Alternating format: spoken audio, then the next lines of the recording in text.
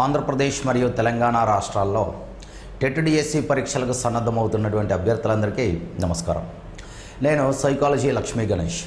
TET DSC పరీక్షల్లో ఎంతో కీలకమైనటువంటి ఈ సైకాలజీ అనేటువంటి సబ్జెక్టుకు సంబంధించి ఈ టెట్ డిఎస్సి పరీక్షల్లో సైకాలజీలో అత్యంత కీలకమైనటువంటి అంశము అభ్యసనము. దీన్ని ఆంగ్ల పరిభాషలో లర్నింగ్ అని అంటాము.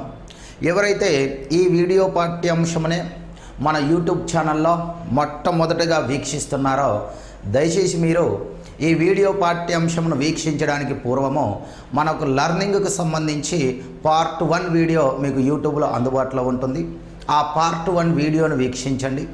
తర్వాత లర్నింగ్కి సంబంధించి పార్ట్ 2, పార్ట్ 3, పార్ట్ 4 వీడియోస్ అనేవి మీకు యూట్యూబ్లో అందుబాటులో ఉంటాయి.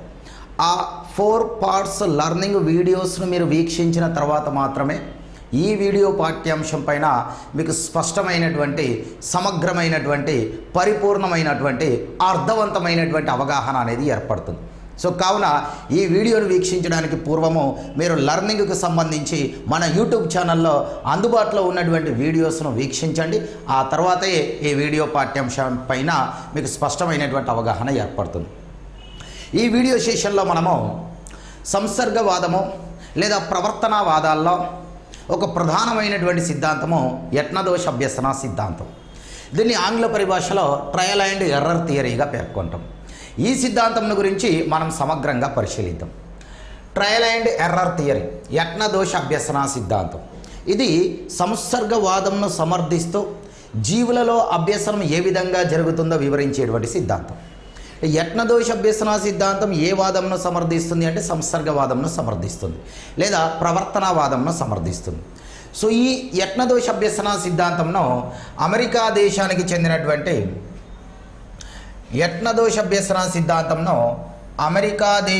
చెందినటువంటి ఎడ్వర్డ్ లియో థారండైక్ అనేటువంటి సైకాలజిస్ట్ ప్రతిపాదించారు. ఈ సిద్ధాంతంను ప్రతిపాదించింది అమెరికా దేశమునకు చెందినటువంటి ఎడ్వర్డ్ లియో థారండైక్. సింపుల్గా వీరిని ఈఎల్ థారండైక్ అనేటువంటి పేరుతో పిలవడం జరుగుతుంది. EL Thorndike. ఈ సిద్ధాంతంను ప్రతిపాదించినది ఈఎల్ థారండైక్, అమెరికా దేశానికి చెందినటువంటి సైకాలజిస్ట్. వీరు ఈ సిద్ధాంతంను ప్రతిపాదించడం కోసము ప్రయోగాలను నిర్వహించుటకై వీరు ఎన్నుకున్నటువంటి జంతువు వీరి పిల్లిని ఎన్నుకొని పిల్లిపైన ప్రయోగాలను చేయడం జరిగింది.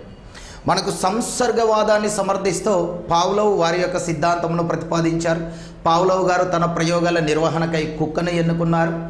తర్వాత సంసర్గవాదంను సమర్థిస్తూ అమెరికా దేశమునకు చెందినటువంటి బుర్హూస్ ఫ్రెడరిక్ స్కిన్నర్, సింపుల్గా బిఎఫ్ స్కిన్నర్ అంటాము, వీరు వారి యొక్క సిద్ధాంతాన్ని ప్రతిపాదించారు. స్కిన్నర్ గారు వారి సిద్ధాంతంను ప్రతిపాదించుటకు వారు ఎలుక, పావురాలపై ప్రయోగాలు చేశారు. అదేవిధంగా సంసర్గవాదానికి చెందినటువంటి ఎడ్వర్డ్ లియో థారండైక్ గారు వారి సిద్ధాంతంను ప్రతిపాదించుటకు వారు పిల్లిని ఎన్నుకొని ఆ పిల్లిపైన ప్రయోగాలను చేయడం జరిగింది. వీరు ఈ పిల్లిపైన ప్రయోగాలను నిర్వహించడం కోసము ఒక పరికరంను రూపొందించారు. వీరు రూపొందించినటువంటి పరికరంకు వీరు ఫజిల్ బాక్స్ అని పేరు పెట్టడం జరిగింది. వీరు రూపొందించిన పరికరమునకు వీరు పెట్టుకున్నటువంటి పేరు ఫజిల్ బాక్స్ అని పేరు పెట్టుకోవడం జరిగింది. మొన్న ఏపీడిఎస్సి 2018లో కూడా దీనిపైన క్వశ్చన్ చేయడం జరిగింది. తన ప్రయోగాల నిర్వహణకై ఫజిల్ బాక్స్ను రూపొందించిన వారు ఈ క్రింది వాణిలని క్వశ్చన్ చేశారు. స్కిన్నర్ గారు కూడా తన ప్రయోగాన్ని నిర్వహించడం కోసము ఒక పరికరంను రూపొందించారు. ఆ పరికరంకు వారు స్కిన్నర్ బాక్స్ అని పేరు పెట్టారు. థారండైక్ వారు రూపొందించినటువంటి పరికరంకు వీరు ఫజిల్ బాక్స్ అని పేరు పెట్టడం జరిగింది.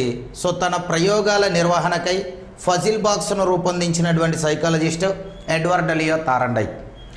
థారండైక్ ఫజిల్ బాక్స్ను ఆధారంగా పిల్లిపై ప్రయోగాలను చేసి యత్నదోష అభ్యసన సిద్ధాంతము లేదా ట్రయల్ అండ్ ఎర్రర్ థియరీని ప్రతిపాదించడం జరిగింది. థారండైక్ రూపొందించినటువంటి ఫజిల్ బాక్స్ ఈ విధంగా ఉంటుంది. మీరు ఇక్కడ చిత్రపటంలో గమనించవచ్చు. ఆ ఫజిల్ బాక్స్లో పిల్లిని ప్రవేశపెట్టి ఆ పిల్లిపైన ఫజిల్ బాక్స్ను ఆధారంగా ప్రయోగాలను చేయడం జరిగింది. అయితే థారండైక్ తన యత్నదోష అభ్యసన సిద్ధాంతంలో తెలియజేసినటువంటి అంశం ఏంటి అంటే జీవులలో అభ్యసనం జరగవలెననినా లేదా జీవి దాని యొక్క లక్ష్యాన్ని చేరుకోవలెననినా ఆ జీవి అనేక ప్రయత్నాలను చేయాలి. ప్రయత్నముల యొక్క సంఖ్య పెరిగే కొలది దోషముల యొక్క సంఖ్య అనేది తగ్గించబడి జీవిలో అభ్యసనం జరుగుతుంది. జీవి దాని లక్ష్యాన్ని చేరుకోవడం సాధ్యమవుతుంది అని తారండైక్ తన ప్రయోగం ద్వారా తెలియజేయడం జరిగింది. అందుకనే తన సిద్ధాంతంను యత్న దోష అభ్యసన సిద్ధాంతంగా పేర్కొన్నారు. అంటే యత్నముల సంఖ్య పెరిగే కొలది దోషముల సంఖ్య తగ్గించబడి జీవుల్లో అభ్యసనం జరుగుతుంది, లేదా జీవి దాని యొక్క లక్ష్యాన్ని చేరుకుంటుంది అనేటువంటి విషయాన్ని తన సిద్ధాంతంలో వివరించారు. ఇది ఫజిల్ బాక్స్, పిల్లిపైన ఈ విధంగా ప్రయోగాలు చేశారు. మనం ప్రతి అంశాన్ని వివరంగా నేర్చుకుంటాం. తారండైక్ ఆ ఫజిల్ బాక్స్ను ఆధారంగా పిల్లిపై చేసినటువంటి ప్రయోగ ఫలితంగా ఆ పిల్లిపై చేసినటువంటి ప్రయోగం యొక్క ఫలితాలన్నింటినీ పొందుపరుస్తూ తారండైక్ రచించినటువంటి పుస్తకము యానిమల్ ఇంటెలిజెన్స్ ఎక్స్పెరిమెంటల్ స్టడీస్ అనేటువంటి పుస్తకం. తారండైక్ పిల్లిపై చేసినటువంటి ప్రయోగం యొక్క ఫలితాలన్నింటినీ పొందుపరుస్తూ రచించినటువంటి పుస్తకము animal intelligence and experimental studies అనేటువంటి పుస్తకం. వీరు జంతువులపైన అనేక ప్రయోగాలను చేయడం జరిగినది కాబట్టి తారండైక్ గారిని ఫాదర్ ఆఫ్ యానిమల్ సైకాలజీగా పేర్కొంటాం. జంతు మనోవిజ్ఞాన శాస్త్ర పితామహుడిగా పరిగణింపబడేటువంటి శాస్త్రజ్ఞుడు లేదా సైకాలజిస్టు అమెరికా దేశానికి చెందినటువంటి ఎడ్వర్డ్ లియో తారండైక్. మీరు ఇంతకు పూర్వం అంటే సంసర్గవాదాల్లో పావ్లోవ్ సిద్ధాంతాన్ని గురించి నేర్చుకుంటారు. పావ్లోవ్ గారి యొక్క బిరుదు father of conditional reflex. Father of conditional reflex అన్నది ఇవాన్ పెట్రోవిచ్ పావ్లోవ్ యొక్క బిరుదు. నిబంధన సహిత ప్రతిచర్యల పితామహుడిగా పేర్కొంటాము మన ఇవాన్ పెట్రోవిచ్ పావ్లోవ్ గారిని. తర్వాత కార్యసాధక నిబంధన సిద్ధాంతాన్ని ప్రతిపాదించినటువంటి బిఎఫ్ స్కిన్నర్ను కార్యసాధక నిబంధన పితామహుడిగా పేర్కొంటాం. ఇదే సంసర్గవాదానికి చెందినటువంటి తారండైక్ను ఫాదర్ ఆఫ్ యానిమల్ సైకాలజీ జంతు మనోవిజ్ఞాన శాస్త్ర పితామహుడిగా పేర్కొంటాం. తారండైక్ వారు చేసినటువంటి ప్రయోగాన్ని ఆధారంగా ఎడ్యుకేషన్ ఏ ఫస్ట్ బుక్ అనేటువంటి గ్రంథమును రచించడం జరిగింది. ఎడ్యుకేషన్ ఏ ఫస్ట్ బుక్ గ్రంథకర్త ఎడ్వర్డ్ లియో తారండైక్. తారండైక్ వారు చేసినటువంటి ప్రయోగాలను ఆధారంగా ది ఎలిమెంట్స్ ఆఫ్ సైకాలజీ అనేటువంటి పుస్తకాన్ని రచించడం జరిగింది. ది ఎలిమెంట్స్ ఆఫ్ సైకాలజీ గ్రంథకర్త ఎడ్వర్డ్ లియో తారండైక్. సో ఇది యత్నదోష అభ్యసన సిద్ధాంతానికి సంబంధించిన అతి ప్రాథమిక సమాచారం. ఆ సిద్ధాంతంను ప్రతిపాదించిన సైకాలజిస్టు, తన ప్రయోగాల కోసం ఎన్నుకున్న జంతువు, వారు రూపొందించిన పరికరము, ఈ సిద్ధాంతం యొక్క ఫలితాలన్నింటినీ అంటే ఈ ప్రయోగం యొక్క ఫలితాలన్నింటినీ వారు ఏ గ్రంథంలో పొందుపరిచారు. Animal intelligence and experimental studies మరియు తారండైక్ రచించినటువంటి ఇతర గ్రంథాలు. ఇది వీరిని గురించినటువంటి అతి ప్రాథమిక సమాచారం.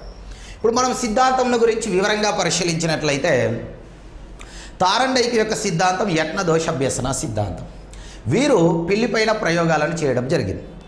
ఆ ప్రయోగాల నిర్వహణ కోసం ఫజిల్ బాక్స్ను రూపొందించుకున్నారు. ఇక్కడ మీరు గమనించినట్లయితే ఈ ఫజిల్ బాక్స్లోనికి ఆకలితో ఉన్నటువంటి పిల్లిని ప్రవేశపెట్టడం జరుగుతుంది. ఫజిల్ బాక్స్లోనికి ప్రవేశపెట్టబడేటువంటి పిల్లి ఎలా ఉండాలి అంటే ఆకలితో ఉండాలి. ఆకలితో ఉన్నటువంటి పిల్లిని ఫజిల్ బాక్స్లోనికి ప్రవేశపెడతాడు. మీరు స్క్రీన్ పైన ఈ పిక్చర్ను గమనించవచ్చు.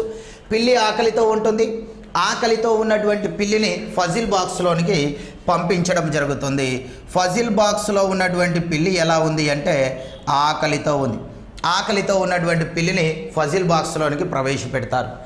ఆ పిల్లి యొక్క ఫజిల్ బాక్స్ వెలపల పిల్లికి బాగా ఇష్టమైనటువంటి ఎండు చేపలు అనేటువంటి ఆహారాన్ని ఉద్దీపనగా పెడతాడు.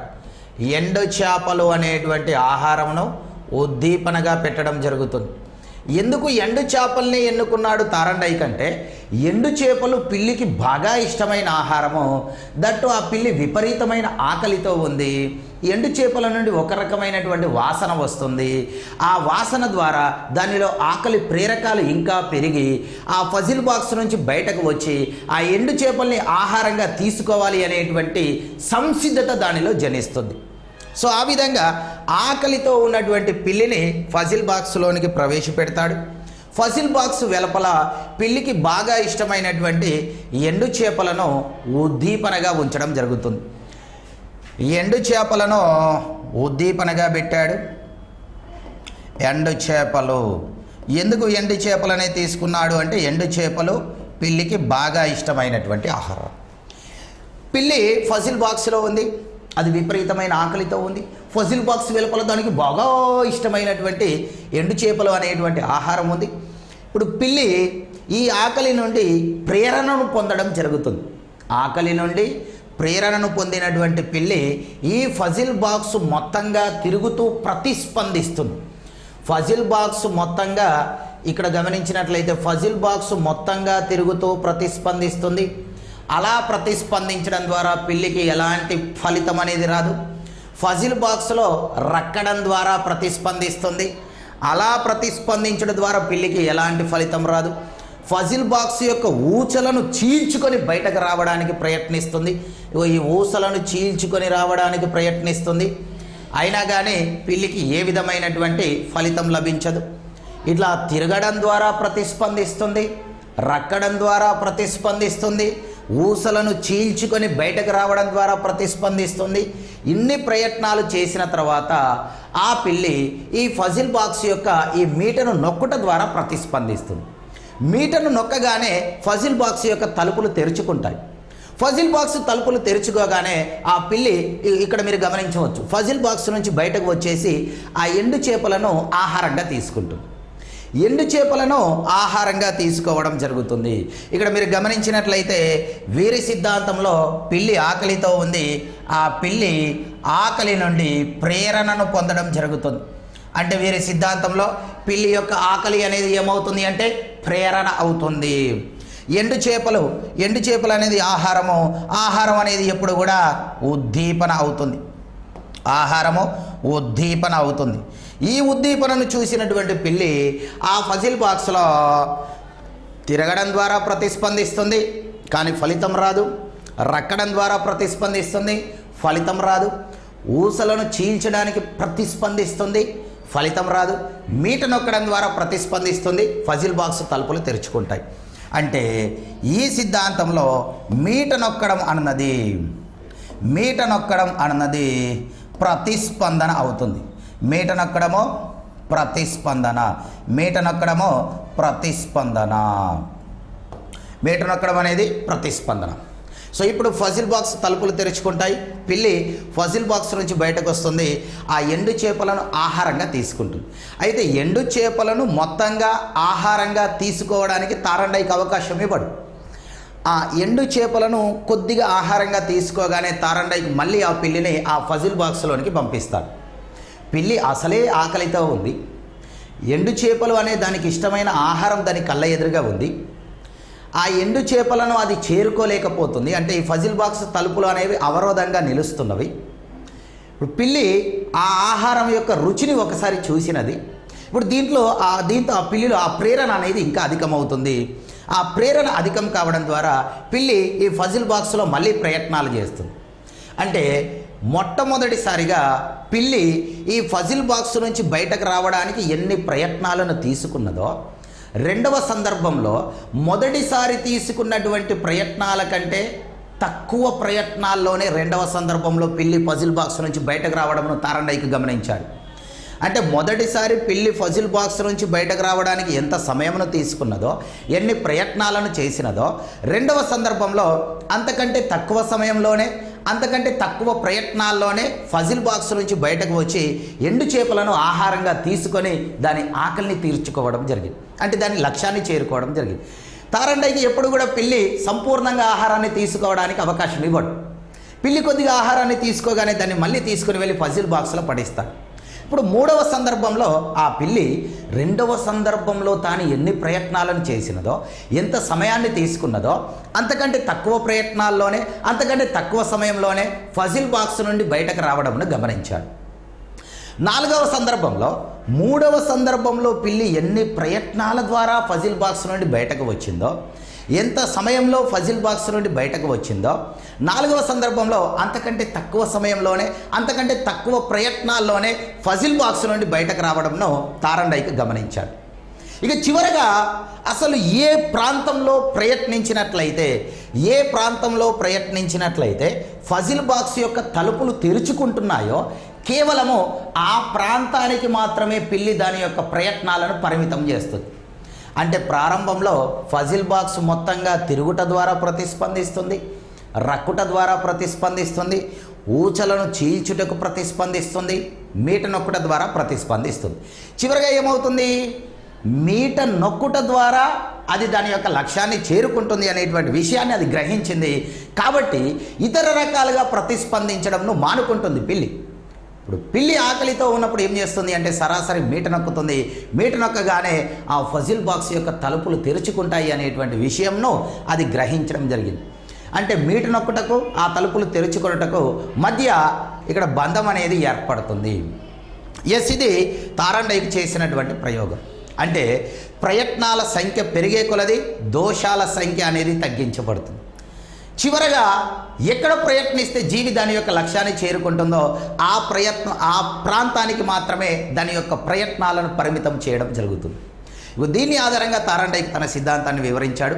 ప్రయత్నాల సంఖ్య పెరిగే కొలది దోషాల సంఖ్య తగ్గించబడి జీవి దాని యొక్క లక్ష్యాన్ని చేరుకోవడం జరుగుతుంది. ఇదే యత్నదోష అభ్యసన సిద్ధాంతము. అయితే ఈ సిద్ధాంతంలో పిల్లి యొక్క ఆకలి అనేది ప్రేరణ అవుతుంది.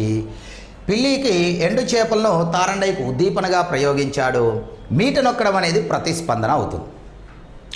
పిల్లికి ఆకలితో ఉంది. పిల్లి ఆకలి అనేది దానికి ఆహారం అనేది దానికి అవసరంగా ఉంది.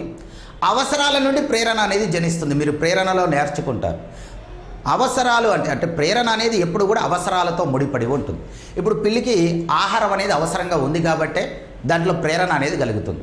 అంటే పిల్లి యొక్క ఆకలి అనేది ఏమవుతుంది అంటే ప్రేరణ అవుతుంది. అంటే ఈ సిద్ధాంతంలో పిల్లి యొక్క లక్ష్యం ఏంటి అంటే అది ఎండు చేపలను ఆహారంగా తీసుకోవాలి. అది దాని యొక్క లక్ష్యం. అది ఎండు చేపల్ని ఆహారంగా తీసుకోవాలి అంటే అది ఫజిల్ బాక్స్లో ప్రయత్నాలు చేయాలి అంటే పిల్లి ఎలా ఉండాలి? ఆకలితో ఉండాలి. అందుకే తారండైకి కూడా ఆకలితో ఉన్నటువంటి పిల్లినే ఫజిల్ బాక్స్లోనికి ప్రవేశపెడతాడు.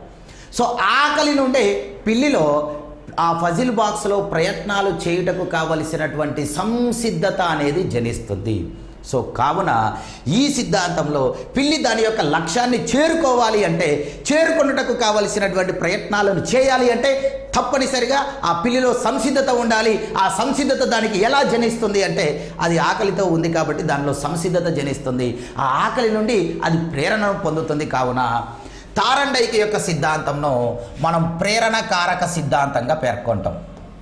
తారండైకి యొక్క సిద్ధాంతంను కేవలం యత్నదోష అభ్యసన సిద్ధాంతం అనే కాకుండా ఈ సిద్ధాంతంను ప్రేరణకారక సిద్ధాంతం అనే పేరుతో కూడా పిలవడం జరుగుతుంది. తారండైకి సిద్ధాంతంనే ప్రేరణ కారక సిద్ధాంతంగా పేర్కొంటాం. మీరు ఇక్కడ గమనించినట్లయితే వీరి సిద్ధాంతంలో పిల్లి ఫజిల్ బాక్స్లో ఆ ఫజిల్ బాక్స్ నుంచి బయటకు రావడానికి కావలసినటువంటి ప్రయత్నాలు చేయాలి అంటే పిల్లి ఎలా ఉండాలి? ఆకలితో ఉండాలి. పిల్లి ఆకలితో ఉంది. ఇప్పుడు పిల్లి ఫజిల్ బాక్స్ నుంచి బయటకు వచ్చి ఎండు చేపలు అనేటువంటి దాని లక్ష్యాన్ని చేరుకోవాలి అంటే అతి ప్రధానంగా పిల్లి ఏం చేయాలి అంటే మీట నొక్కాలి. మీటను నొక్కినప్పుడు మాత్రమే అది దాని లక్ష్యాన్ని చేరుకోవడం సాధ్యమవుతుంది. మరి మీటను నొక్కాలి అంటే ఫజిల్ బాక్స్ వెలుపల పిల్లికి బాగా ఇష్టమైనటువంటి ఆహారం మాత్రమే ఉండాలి. అందుకనే తారండైకు పిల్లికి బాగా ఇష్టమైనటువంటి ఎండు చేపలను ఉద్దీపనగా పెట్టాడు. ఏ రైసునో ఏ పప్పునో ఉద్దీపనగా పెట్టలేదు. ఎండు చేపలను ఉద్దీపనగా పెట్టాడు. అంటే ఎండు చేపలు పిల్లికి బాగా ఇష్టమైనటువంటి ఆహారం కాబట్టే దాంట్లో ఎక్కువగా సంసిద్ధత అనేది జనిస్తుంది. అంటే ఈ సిద్ధాంతంలో పిల్లి దాని యొక్క లక్ష్యాన్ని చేరుకోవాలి అంటే పిల్లిలో అభ్యసనం జరగాలి అంటే ఉద్దీపన అనేది ప్రధానంగా ఉండాలి. ఉద్దీపన ప్రధానంగా ఉంది. మళ్ళీ పిల్లి దాని యొక్క లక్ష్యాన్ని చేరుకోవాలి అంటే తప్పనిసరిగా అది మీటను నొక్కాలి. మీటను నొక్కకుండా దాని లక్ష్యాన్ని చేరుకోవడం సాధ్యం కాదు. ఇక్కడ మీట నొక్కడం ఏమంటున్నాము? ప్రతిస్పందన అంటున్నాం. అంటే తారండైకి యొక్క సిద్ధాంతంలో ఉద్దీపన ఎంత ప్రధానంగా ఉండాలో ప్రతిస్పందన కూడా అంతే ప్రధానంగా ఉండాలి. కావున తారండైకి యొక్క సిద్ధాంతంలో ఉద్దీపన ప్రతిస్పందన ప్రధానమైన సిద్ధాంతము అంటాం. ఉద్దీపన ప్రతిస్పందన ప్రధానమైన సిద్ధాంతం. ఉద్దీపన ప్రతిస్పందన ప్రధానమైన సిద్ధాంతము తారండైకి యొక్క యత్నదోష అభ్యసన సిద్ధాంతం. ఉద్దీపనను మనం ఆంగ్ల పరిభాషలో స్టిమ్యులస్ అంటాము. స్టిమ్యులస్లో ఫస్ట్ లెటర్ ఎస్. ప్రతిస్పందనను ఆంగ్ల పరిభాషలో రెస్పాన్స్ అంటాము. రెస్పాన్స్లో ఫస్ట్ లెటర్ ఆర్. కావున ఈ సిద్ధాంతంను ఎస్ఆర్ టైప్ థియరీ అంటాం. ఎస్ఆర్ టైప్ థియరీ అంటాం. మీరు చాలా అలర్ట్గా ఉండాలి. పావ్లోవ్ యొక్క సిద్ధాంతంను ఎస్ఆర్ కండిషనింగ్ థియరీ అంటాం. ఎస్ఆర్ నిబంధన సిద్ధాంతం అంటాం. తారండైక్ యొక్క సిద్ధాంతంను ఎస్ఆర్ టైప్ థియరీ అంటాం. ఎస్ఆర్ టైప్ థియరీ అంటే ఉద్దీపన ప్రతిస్పందన ప్రధానమైన సిద్ధాంతం అంటాం. మీరు ఇక్కడ జాగ్రత్తగా గమనించినట్లయితే తారండైక్ సిద్ధాంతంలో పిల్లి దాని యొక్క లక్ష్యాన్ని చేరుకోవాలి. దాని యొక్క లక్ష్యం ఏంటి అంటే ఎండు చేపలను ఆహారంగా తీసుకోవాలి. అది దాని యొక్క లక్ష్యం. దాని లక్ష్యాన్ని చేరుకోవాలి అంటే పిల్లి ప్రయత్నాలు చేయాలి అంటే పిల్లి ఎలా ఉండాలి? ఆకలితో ఉండాలి. పిల్లి యొక్క ఆకలిని ఏమంటున్నాము? ప్రేరణ అంటున్నాం. పిల్లి యొక్క ఆకలి అనేది ప్రేరణ అవుతుంది.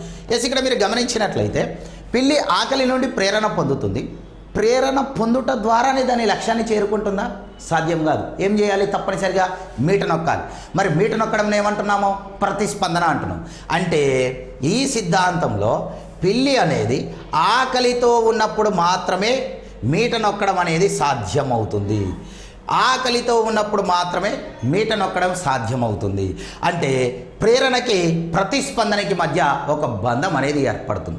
ప్రేరణకి ప్రతిస్పందనకి మధ్య బంధం ఏర్పడుతుంది. కాబట్టే ఈ సిద్ధాంతంను ప్రేరణ ప్రతిస్పందనల మధ్య బంధం ఏర్పడు సిద్ధాంతం అంటాం. ప్రేరణ ప్రతిస్పందనల మధ్య బంధం ఏర్పడు సిద్ధాంతం అంటాం. ప్రేరణ ప్రతిస్పందనల మధ్య బంధం ఏర్పడేటువంటి సిద్ధాంతము యత్న దోష అభ్యసన సిద్ధాంతం. ఇక్కడ దీనిపైన అద్భుతమైనటువంటి అప్లికేషన్ ప్రశ్నలను సంధిస్తాడు. మీరు జాగ్రత్తగా గమనించినట్లయితే మనం నిజ జీవితంలో మన పాఠశాల స్థాయిలో వీటన్నింటిని పరిశీలించే ఉన్నాం. ఒక పాఠశాల ఉపాధ్యాయుడు విద్యార్థులను ఉద్దేశిస్తూ పాఠశాలలో నిర్వహించబోయేటువంటి పరీక్షలో ఏ విద్యార్థి అయితే ప్రథమ ర్యాంకు సాధిస్తాడో ఆ విద్యార్థికి బహుమానం ప్రకటించబడును అని ఉపాధ్యాయుడు ప్రకటించాడు. ఆ బహుమానం కోసము విద్యార్థి కష్టపడి చదవడం ప్రారంభించాడు. ఈ పూర్తి సంఘటనను వివరించే అభ్యసన సిద్ధాంతం ఈ క్రింది వానిలో అంటాడు. అంటే పిల్లవాడు బహుమానం నుండి ప్రేరణను పొందాడు. బహుమానం నుండి ప్రేరణను పొందాడు కాబట్టే చదవడం ప్రారంభించాడు. అంటే పిల్లవాడు ప్రతిస్పందిస్తున్నాడు. అంటే ఏ రెండింటి మధ్యన బంధం ఏర్పడింది? ప్రేరణకి ప్రతిస్పందనకి మధ్య బంధం ఏర్పడింది. ప్రేరణకి ప్రతిస్పందనకి మధ్య బంధం ఏర్పడుటను వివరించే సిద్ధాంతం ఏంటి? యత్నదోష అభ్యసన సిద్ధాంతం. అంటే ఇప్పుడు ఈ సంఘటనల గురించి వివరించేటువంటి అభ్యసన సిద్ధాంతము యత్నదోష అభ్యసన సిద్ధాంతం అనేది సమాధానం అవుతుంది. ఇంకా మీరు గమనించినట్లయితే పాఠశాల ఉపాధ్యాయుడు ఏమంటాడు? ఏ విద్యార్థి అయితే పరీక్షలో ఫెయిల్ అవుతాడో ఆ విద్యార్థిని దండించడం జరుగుతుంది అంటాడు. మరి పిల్లవాడు ఆ దండనను తప్పించుకోవడానికి ప్రేరణ పొందుతాడు. దండనను తప్పించుకోవడానికి ప్రేరణను పొంది పరీక్షల్లో పాస్ కావాలని కష్టపడి చదవడం ప్రారంభిస్తాడు. అంటే పిల్లవాడు దండన నుండి తప్పించుకోవాలి అనే ప్రేరణ పొందాడు. ప్రేరణ నుండి తప్పించుకోవడానికి ప్రతిస్పందిస్తున్నాడు. అంటే ప్రేరణ ప్రతిస్పందనల మధ్య బంధం ఏర్పడుతుంది. దీని గురించి ఏం సిద్ధాంతం వివరిస్తుంది అంటే యత్న దోష అభ్యసన సిద్ధాంతం వివరిస్తుంది. మీరు గమనించినట్లయితే నేటి సమాజంలో బాలికా విద్య పట్ల చిన్న చూపు అనేది ఉంది. బాలికలకు ఉన్నత విద్య అవసరం లేదు అనేటువంటి భావన ఉంది ఎక్కువ మంది తల్లిదండ్రుల్లో, సమాజంలో ఉన్నటువంటి వ్యక్తుల్లో. మరి అలాంటి వాళ్ళలో ఉన్నటువంటి ఆ ప్రవర్తనను వారి నుండి తొలగించడం కోసము బాలికా విద్య కోసము, బాలికా అభ్యున్నతి కోసము, బాలికా సాధికారత కోసము, మహిళా సాధికారత కోసము విశేషమైనటువంటి కృషి చేసినటువంటి సోదరి మలాలా యూసఫ్జై గారు బాలికా విద్యను గురించి, బాలికా అభ్యున్నతిని గురించి, మహిళా సాధికారతను గురించి తన ప్రసంగాల ద్వారా చాలామంది బాలికా తల్లిదండ్రులలో ప్రేరణను కలిగించారు.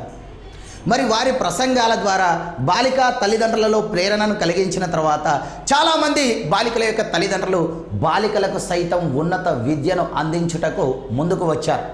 మరి ఈ సంఘటనను గురించి వివరించేటువంటి అభ్యసన సిద్ధాంతం ఏమిటి అని క్వశ్చన్ చేసినట్లయితే మలాలా యూసఫ్జై యొక్క ప్రసంగాల ద్వారా ప్రేరణను పొందినటువంటి తల్లిదండ్రులు వారి బాలికలకు ఉన్నత విద్యను అందిస్తున్నారు. అంటే వాళ్ళు ప్రతిస్పందిస్తున్నారు. ప్రేరణకి ప్రతిస్పందనకి మధ్య బంధం ఏర్పడినది.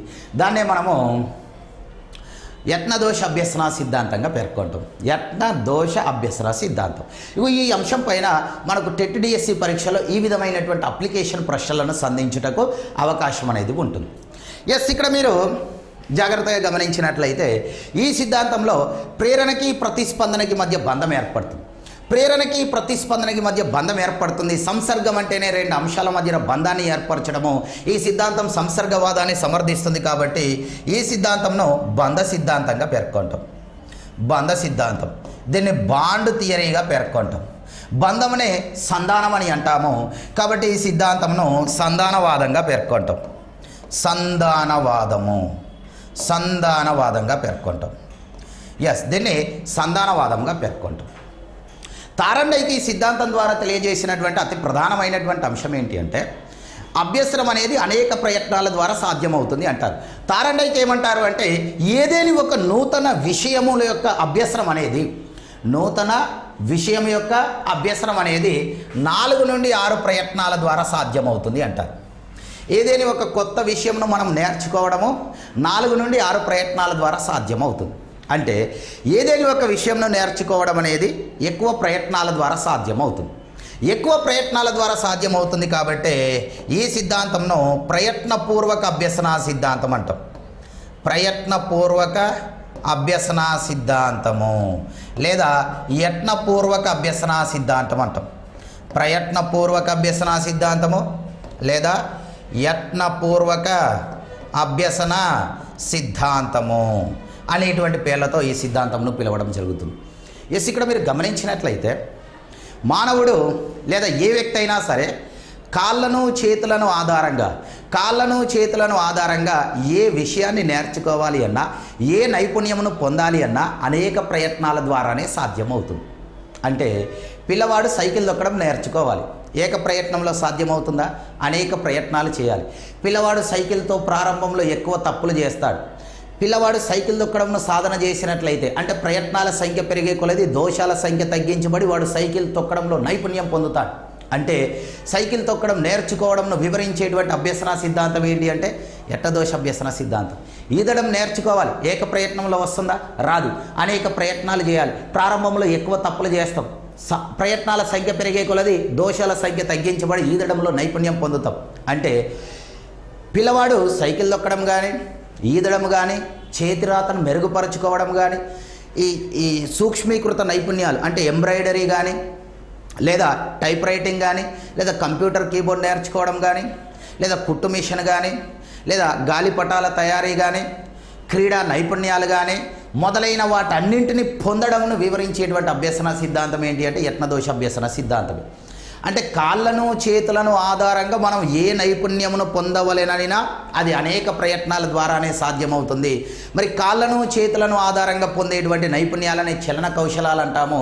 అంటే చలన కౌశలాలను పొందడం యట్నదోష అభ్యసన సిద్ధాంతం ద్వారానే సాధ్యమవుతుంది. కాబట్టి ఈ సిద్ధాంతంను చలన కౌశలాల అభ్యసనంగా పేర్కొంటాం. యత్నదోష అభ్యసన సిద్ధాంతంను చలన కౌశలాల అభ్యసనంగా పేర్కొంటాము లేదా చలన కౌశలాల అభ్యసన సిద్ధాంతంగా పేర్కొంటాము. చలన కౌశలాలు అంటే కాళ్ళు చేతులను ఆధారంగా ఏ నైపుణ్యం పొందవలెనైనా అది ఏ సిద్ధాంతం ద్వారా సాధ్యమవుతుంది అంటే యత్నదోష అభ్యసన సిద్ధాంతం ద్వారానే సాధ్యమవుతుంది. ఇక్కడ మీకు అప్లికేషన్ క్వశ్చన్ చేస్తాడు. సైకిల్ తొక్కడం నేర్చుకొనుటను వివరించేటువంటి సిద్ధాంతం అంటాడు. ఈ సిద్ధాంతమే. బైక్ రైడింగ్ నేర్చుకొనుటను వివరించేటువంటి సిద్ధాంతం ఈ సిద్ధాంతమే. ఈదడమును నేర్చుకొనుటను వివరించే సిద్ధాంతం ఈ సిద్ధాంతమే. వంట చేయడం నేర్చుకోవడంను వివరించే సిద్ధాంతం ఈ సిద్ధాంతమే. టైప్ రైటింగ్ నేర్చుకోవడంను వివరించే సిద్ధాంతం ఈ సిద్ధాంతమే. సూక్ష్మీకృత నైపుణ్యాలు అంటే ఎంబ్రాయిడరీ వర్క్ లాంటి సూక్ష్మీకృత నైపుణ్యాలను నేర్చుకొనుటను వివరించేటువంటి సిద్ధాంతం ఈ సిద్ధాంతమే. అదేవిధంగా చేతిరాతను మెరుగుపరుచుకోవడంను వివరించేటువంటి సిద్ధాంతం అంటే ఈ సిద్ధాంతమే. క్రీడా నైపుణ్యాలను పొందుటను వివరించేటువంటి సిద్ధాంతం అంటే ఈ సిద్ధాంతమే. ఇలా కాళ్ళు చేతులను ఆధారంగా ఏ నైపుణ్యం పొందాలి అన్న ఏ సిద్ధాంతం ద్వారా సాధ్యమవుతుంది అంటే యత్నదోష అభ్యసన సిద్ధాంతం ద్వారానే సాధ్యమవుతుంది. కాబట్టి ఈ సిద్ధాంతంను చలన కౌశలాల అభ్యసనంగా పేర్కొంటాం. మరియు ఇక్కడ తారండైకి తెలియజేసినటువంటి విషయం ఏంటి అంటే తారండైకి ఏమంటారు అంటే ఏదేని ఒక లక్ష్యాన్ని చేరుకోవడంలో అవసరమైనటువంటి ప్రయత్నాలను నిలిపి ఉంచుకోవాలి, అనవసరమైన ప్రయత్నాలను విసర్జించుకోవాలి అంటారు. ఇక్కడ మీరు గమనించినట్లయితే ప్రారంభంలో పిల్లి ఈ ఫజిల్ బాక్స్లో ఫజిల్ బాక్స్ మొత్తంగా తిరుగుట ద్వారా ప్రతిస్పందిస్తుంది. అది అనవసరమైనటువంటి ప్రయత్నమే. ఫజిల్ బాక్స్లో రక్కడం ద్వారా ప్రతిస్పందిస్తుంది. అది అనవసరమైన ప్రయత్నమే. ఫజిల్ బాక్స్ ఊచలను చీల్చడం ద్వారా ప్రతిస్పందిస్తుంది. ఇది అనవసరమైనటువంటి ప్రయత్నమే. ఇప్పుడు పిల్లి ఈ అనవసరమైనటువంటి ప్రయత్నాలన్నింటినీ చివర్లో విసర్జించుకుంటుంది. అవి అవసరం లేదు. దానికి అవసరమైన ప్రయత్నం ఏంటి? మీటు నొక్కడం ద్వారా ప్రతిస్పందిస్తుంది. ఆ ప్రతిస్పందనను మాత్రమే నిలిపి ఉంచుకుంటుంది. ఎస్, ఇక్కడ తారండైకి ఏమంటారు అంటే ఒక లక్ష్యాన్ని చేరుకొనుటలో అంటే అనవసరమైనటువంటి ప్రయత్నాలను విసర్జించుకుంటూ అవసరమైనటువంటి ప్రయత్నాలను నిలిపి ఉంచుకొని లక్ష్యాన్ని చేరుకోవాలి. ఇలా అనవసర ప్రయత్నాలను విసర్జించుకుంటూ అవసరమైనటువంటి ప్రయత్నాలను నిలిపి ఉంచుకుంటూ లక్ష్యాన్ని చేరుకోవడంనే విజయ పథావరణ రీతి అభ్యసనము అంటాం. కావున ఈ సిద్ధాంతంను విజయ పథావరణ రీతి అభ్యసనం అనే పేరుతో పిలుస్తాం. విజయ పథావరణ రీతి అభ్యసనము. విజయ పథావరణ రీతి అభ్యసనంగా మనం యత్నదోష అభ్యసన సిద్ధాంతాన్ని పేర్కొంటాం. విజయ పథావరణ రీతి అభ్యసనం. దీనిని ఆంగ్ల పరిభాషలో సక్సెసివ్ వే ఆఫ్ లెర్నింగ్ అని అంటాం. సక్సెసివ్ వే ఆఫ్ లెర్నింగ్గా ఈ సిద్ధాంతంను పేర్కొనడం జరుగుతుంది. ఎస్, ఇంకా మనం జాగ్రత్తగా పరిశీలించినట్లయితే ఇగో ఈ సిద్ధాంతంలో ఎన్ని రకాల పేర్లతో పిలుస్తాం. కేవలం యత్నదోష అభ్యసన సిద్ధాంతం అనే కాదు, ఈ సిద్ధాంతంను ఎన్ని రకాల పేర్లతో పిలవడం జరుగుతుంది. మరియు ఇంకా మనం కొద్దిగా లోతుగా వెళ్ళి పరిశీలించినట్లయితే ఎస్, ఇక్కడ మీరు జాగ్రత్తగా గమనించాలి. తారండైక్ తన సిద్ధాంతం ద్వారా తెలియజేసినటువంటి అంశం ఏంటి అని అంటే ఏదేని ఒక లక్ష్యాన్ని చేరుకోవాలి అన్నా జీవిలో అభ్యసనం జరగాలి అన్నా అది అనేక ప్రయత్నాల ద్వారా సాధ్యం అంటాడు.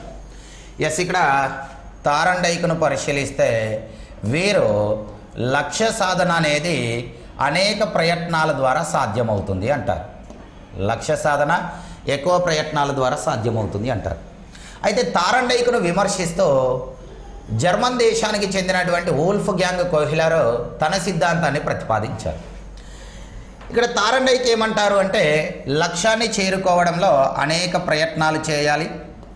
ప్రయత్నాల సంఖ్య పెరిగే కొలది దోషముల సంఖ్య తగ్గించబడి జీవిలో అభ్యసనం జరుగుతుంది లేదా జీవి దాని లక్ష్యాన్ని చేరుకుంటుంది అని తెలియజేస్తారు. కోహిలర్ ఏమంటారు అంటే లక్ష్యాన్ని చేరుకొనుటకు అభ్యసనం జరుగుటకు అనేక ప్రయత్నాలు చేయవలసిన అవసరం లేదు. మానవుడిలో ఆలోచన ఉంటుంది, మానవుడిలో వివేచన ఉంటుంది, మానవుడిలో విచక్షణ ఉంటుంది, మానవుడిలో విశ్లేషణ సామర్థ్యం ఉంటుంది, మానవుడిలో తెలివితేటలు అనేవి ఉంటాయి. ఇగో వీటి ద్వారా ఏక ప్రయత్నంలోనే లక్ష్యాన్ని చేరుకోవచ్చు లేదా అభ్యసనాన్ని పొందవచ్చు అని కోహిలర్ అంటాడు. అంటే కోహిలర్ ఏమంటారు అంటే జీవి దాని యొక్క లక్ష్యాన్ని చేరుకోవాలి అంటే అనేక ప్రయత్నాలు అవసరం లేదు, 1 లేదా 2 ప్రయత్నాల్లోనే లక్ష్యాన్ని చేరుకోవచ్చు అంటారు. 1 లేదా 2 ప్రయత్నాలు. సో ఇలా కోహిలర్ తారండైక్ను విమర్శిస్తూ తారండైక్ను వ్యతిరేకిస్తూ తారండైక్తో విభేదిస్తూ తన అంతర్దృష్టి అభ్యసన సిద్ధాంతాన్ని ప్రతిపాదించాడు. అంటే కోహిలర్ తన అంతర్దృష్టి అభ్యసన సిద్ధాంతం ద్వారా ఎవరిని తీవ్రంగా విమర్శించాడు అంటే తారండైక్ను తీవ్రంగా విమర్శించాడు. కోహిలర్ తన అంతర్దృష్టి అభ్యసన సిద్ధాంతం ద్వారా ఏ సిద్ధాంతంను తీవ్రంగా వ్యతిరేకించారు అంటే యత్నదోష అభ్యసన సిద్ధాంతంను తీవ్రంగా వ్యతిరేకించడం జరిగింది. అంటే కోహిలర్ ఎవరిని విమర్శించాడు? తారండైక్ను విమర్శించాడు. కోహిలర్ ఎవరిని వ్యతిరేకించాడు? తారండైక్ను వ్యతిరేకించాడు. కోహిలర్ ఎవరితో విభేదించాడు? తారండైక్తో విభేదించడం జరిగింది. ఏ అంశంలో విభేదించాడు? లక్ష్యాన్ని చేరుకోవడానికి ఎక్కువ ప్రయత్నాలు కావాలి అన్నాడు తారండైక్. లక్ష్యాన్ని చేరుకోవడానికి ఎక్కువ ప్రయత్నాలు అవసరం లేదు, 1 లేదా 2 ప్రయత్నాలే కావాలి అంటాడు కోహిలర్. మరియు కోహిలర్ గారు ఏమంటారు అని అంటే ఈ తారండైక్ సంసర్గవాది అంటే ప్రవర్తనవాదులు ఏదేని ఒక ఉద్దీపనను పునర్బలనంగా జీవులపై ప్రయోగిస్తూ ఆ జీవుల యొక్క ప్రవర్తనలో మార్పును తీసుకొని వస్తూ ఇలా బహిర్గతంగా జీవులలో జరిగేది కాదు అభ్యసనము అంటే. అభ్యసనం అంటే ఆలోచన ద్వారా జరిగేది, అభ్యసనం అంటే అంతర్గతంగా జరిగేది, అభ్యసనం అంటే అర్థవంతంగా జరిగేది, అభ్యసనం అంటే మెరుపులాగా జరిగేది అంటారు. ఇక్కడ గమనించాలి, కోహిలరు ఈ తారండైక్ అనేటువంటి ప్రవర్తనవాదిని లేదా ఇతర ప్రవర్తనవాదులను వ్యతిరేకిస్తాడు. ఎలా వ్యతిరేకిస్తాడు అంటే, ప్రవర్తనవాదులు ఏం చేస్తారు, ఒక ఉద్దీపనను పునర్బలనంగా ఉపయోగిస్తూ జీవి యొక్క ప్రవర్తనలో మార్పును తీసుకొని వస్తారు. ఇలా ఒక ఉద్దీపనను పునర్బలనంగా బహిర్గతంగా జీవులపై ప్రయోగిస్తూ ఆ జీవి ప్రవర్తనలో తీసుకుని వచ్చేది కాదు అభ్యసనం అంటే. అభ్యసనం అంటే బహిర్గతంగా జరిగేది కాదు. అభ్యసనం అంటే పునర్బలనం ద్వారా జరిగేది కాదు. అభ్యసనం అంటే అంతర్గతంగా జరిగేది. అభ్యసనం అంటే అర్థవంతంగా జరిగేది. అభ్యసనం అంటే ఆలోచన ద్వారా జరిగేది. అభ్యసనం అంటే మెరుపులాగా జరిగేది అంటారు కోహిలర్. సో ఈ విధంగా కోహిలర్ తారండైకను విమర్శిస్తారు. అయితే మీరు ఇక్కడ జాగ్రత్తగా గమనించినట్లయితే ఇగో ఈ రెండు సిద్ధాంతాల మధ్య మనం భేదాన్ని పరిశీలించినట్లయితే ఇక్కడ గమనించాను. నేను ఒక గదిలోనికి మొట్టమొదటిసారిగా ప్రవేశించాను. ఆ గదిని గురించినటువంటి అనుభవం నాకు ఇంతకు పూర్వం లేదు. ఇప్పుడు ఆ గదిలో ఒక స్విచ్ బోర్డ్ అనేది ఈ విధంగా అమర్చబడి ఉంది. ఇది గదిలో ఉన్నటువంటి స్విచ్ బోర్డు. ఈ స్విచ్ బోర్డులో స్విచ్చెస్ అనేవి ఈ విధంగా అమర్చబడి ఉన్నాయి. ఈ గదిని గురించిన అనుభవం నాకు లేదు. ఈ గదిలోనికి నేను మొట్టమొదటిసారిగా వెళ్ళాను. ఈ గదిలో స్విచ్ బోర్డు అనేది ఈ విధంగా ఉంది. ఆ స్విచ్ బోర్డులో స్విచ్చెస్ అనేవి ఈ విధంగా అమర్చబడి ఉన్నాయి. ఈ గదిలో ఉన్నటువంటి ఒక వ్యక్తి నాకు ఈ స్విచ్ బోర్డును చూపిస్తూ, ఈ స్విచ్ బోర్డులో ఉన్నటువంటి ఏ స్విచ్నైనా నువ్వు ఉపయోగించుకో, ఫలితంగా ఈ గదిలో ఉన్నటువంటి ట్యూబును వెలిగించాలి అన్నాడు. గదిలో ఉన్నటువంటి ట్యూబును నేను వెలిగించాలి. ఈ ట్యూబును వెలిగించడం కోసం నేను ఏ స్విచ్నైనా ఉపయోగించుకోవచ్చు. ఆ వ్యక్తి చెప్పాడు నాకు. ఎస్, నేను ఏం చేశాను, ఈ గదిలో ఉన్నటువంటి ట్యూబును వెలిగించాలి, దానికోసం నేను ఏ స్విచ్నైనా ఉపయోగించుకోవచ్చు. సో కాబట్టి నేను ఏం చేశాను అంటే, కేవలము నా ఫింగర్ టిప్ను ఉపయోగించుకొని ఫింగర్ టిప్ ద్వారా మొదటి స్విచ్ ఆన్ చేశాను. ట్యూబ్ వెలగలేదు. ఇప్పుడు ఏం చేస్తాను, రెండవ స్విచ్ ఆన్ చేశాను, ట్యూబ్ వెలగలేదు. మూడవ స్విచ్ ఆన్ చేశాను, ట్యూబ్ వెలగలేదు. నాలుగవ స్విచ్ ఆన్ చేశాను, ట్యూబ్ వెలగలేదు. చివరి స్విచ్ ఆన్ చేశాను, ట్యూబ్ వెలిగింది. అంటే నేను ఎన్ని ప్రయత్నాలు చేశాను ఇక్కడ, అనేక ప్రయత్నాలు చేశాను. అనేక ప్రయత్నాల ద్వారా లక్ష్యాన్ని చేరుకోవడం సాధ్యమవుతుందని ఎవరు చెప్పారు, తారండైకి చెప్పాడు. అంటే ఈ మొదటి సందర్భంలో నేను అంతర్గతంగా ఏ సిద్ధాంతంని వినియోగించుకున్నాను అంటే యత్నదోష అభ్యసన సిద్ధాంతం, తారండైకి యొక్క సిద్ధాంతం. అంటే యత్నదోష అభ్యసన సిద్ధాంతంలో నేను ఏం చేస్తున్నాను అంటే, ఒక్కో స్విచ్ను ఉపయోగించుకున్నట ద్వారా మొత్తం స్విచ్ బోర్డునే ఉపయోగించుకున్నాను. ఒక్కో స్విచ్ను ఆధారంగా మొత్తం స్విచ్ బోర్డును ఉపయోగించుకున్నాను. అంటే నేను అనేక ప్రయత్నాలు చేశా. అనేక ప్రయత్నాలు చేయడంను తారండైక సిద్ధాంతం తెలియజేస్తుంది. ఈ తారండైక సిద్ధాంతంలో నేను ఏం చేశాను, ఒక్కో స్విచ్ను ఆధారంగా మొత్తం స్విచ్ బోర్డును ఉపయోగించుకున్నాను. అంటే తారండైక యొక్క సిద్ధాంతము అనేది భాగాల నుండి మొత్తానికి అనే అభ్యసన సూత్రంపై ఆధారపడి పనిచేస్తుంది. భాగాల నుండి మొత్తానికి అను అభ్యసన సూత్రంపై ఆధారపడి పనిచేసేటువంటి సిద్ధాంతం ఏంటి అంటే తారండైక యొక్క యత్నదోష అభ్యసన సిద్ధాంతం. దీన్ని part to whole method of learning అని అంటాం. Part to whole method of learning, భాగాల నుండి మొత్తానికి అనే అభ్యసన సూత్రంపై ఆధారపడి పనిచేసేటువంటి సిద్ధాంతము యత్నదోష అభ్యసన సిద్ధాంతం. ఎస్, ఇక్కడ మీరు గమనించినట్లయితే ఇగో ఇది గది సేమ్. ఆ గదిని గురించినటువంటి పూర్వ అనుభవం నాకు లేదు. ఆ గదిలోనికి నేను మొట్టమొదటిసారిగా ప్రవేశించాను. ఆ గదిలో ఉన్నటువంటి ఒక వ్యక్తి నాకు ఈ స్విచ్ బోర్డును చూపిస్తూ, ఈ స్విచ్ బోర్డులో ఒక్క స్విచ్ను మాత్రమే మీరు ఉపయోగించుకోవాలి, ఫలితంగా ఆ గదిలోని ట్యూబ్ను వెలిగించాలి అన్నారు. నేను ఎన్ని ప్రయత్నాలు చేయాలి, ఒక్క స్విచ్ను మాత్రం ఉపయోగించుకోవాలి. అంటే ఎన్ని ప్రయత్నాలు చేయాలి, ఒకే ప్రయత్నం చేయాలి. ఒకే ప్రయత్నం గురించి ఎవరు వివరించారు, కోహిలర్ వివరించారు.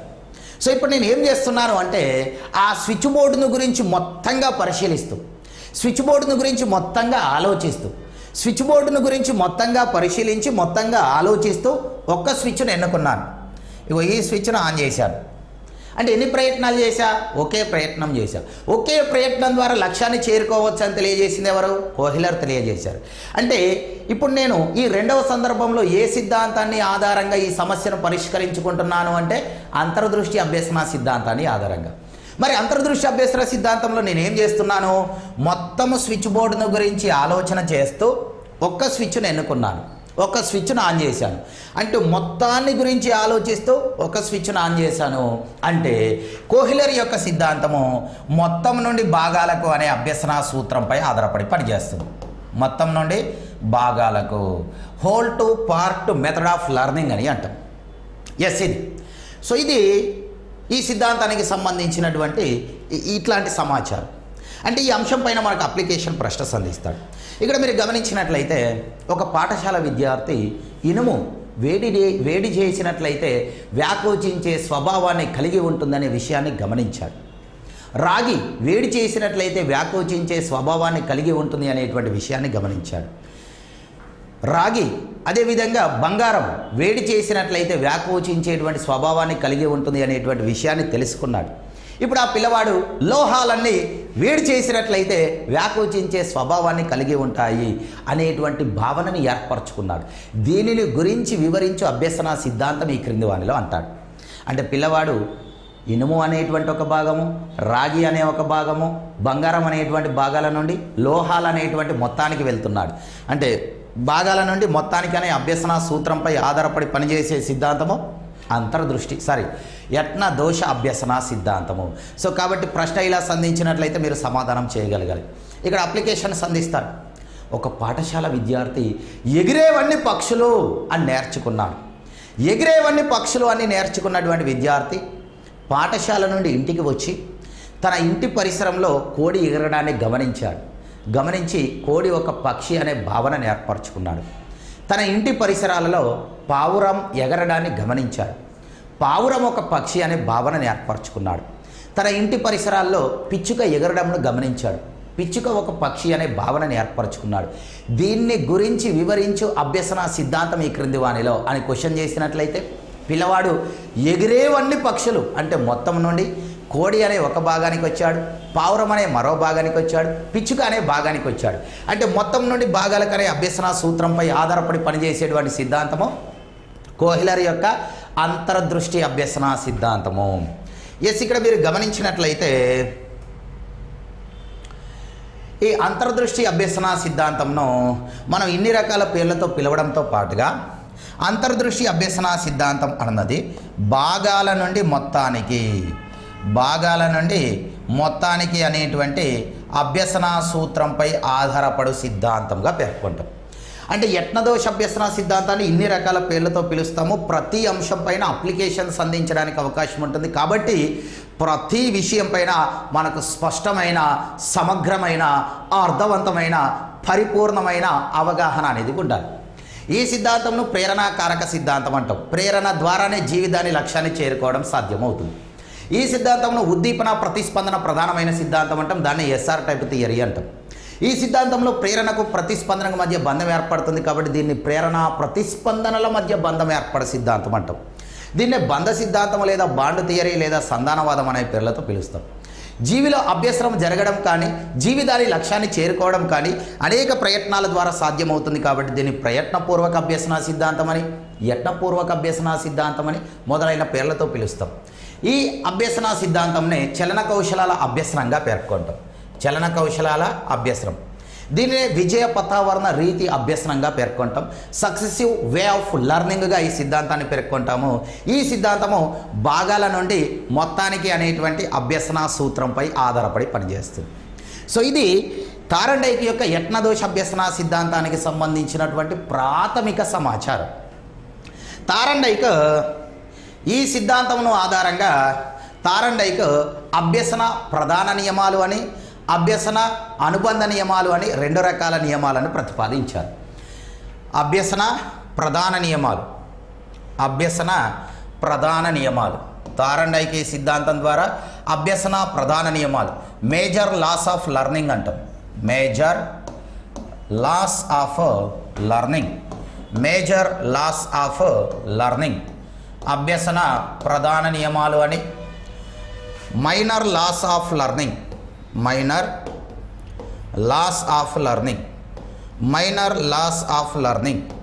అభ్యసన అనుబంధ నియమాలు అని. అభ్యసన ప్రధాన నియమాలు, అభ్యసన అనుబంధ నియమాలు అని రెండు రకాల నియమాలను తారండైక్ ప్రతిపాదించారు. తారండైక్ యొక్క అభ్యసన ప్రధాన నియమాలు major laws of learning. Thorndike అభ్యసన ప్రధాన నియమాలు అతి ప్రధానంగా 3 నియమాలను ప్రతిపాదించారు. అందులో తారండైక్ యొక్క మొదటి ప్రిన్సిపల్లో మనము లా ఆఫ్ రెడీనెస్ అని అంటాం. తారండైక్ యొక్క మొదటి ప్రిన్సిపల్ లా ఆఫ్ రెడీనెస్, సంసిద్ధత నియమము లేదా సన్నద్ధత నియమం అంటాం. తారండైక్ యొక్క అభ్యసన ప్రధాన నియమాల్లో రెండవ నియమము లా ఆఫ్ ఎక్సర్సైజ్ లేదా లా ఆఫ్ ఫ్రీక్వెన్సీ అని అంటాం. దీన్ని అభ్యాస నియమము అంటాం, లేదా తరచుదన నియమము అంటాం, లేదా పవన పుణ్య నియమము అంటాం. తారండైక్ యొక్క అభ్యసన ప్రధాన నియమాల్లో మూడవ నియమము లా ఆఫ్ ఎఫెక్ట్, దీన్ని ఫలిత నియమము అంటాం. ఇక్కడ వీటిని వరుస క్రమంలో గుర్తుపెట్టుకోవాలి. తారండైక్ యొక్క మొదటి నియమము సంసిద్ధత లేదా సన్నద్ధత నియమము, తారండైక్ యొక్క రెండవ నియమము అభ్యాస నియమము, తారండైక్ యొక్క మూడవ నియమము ఫలిత నియమం. సో ఈ విధంగా తారండైక్ అభ్యసన ప్రధాన నియమాలుగా ఈ 3 నియమాలను తెలియజేశారు.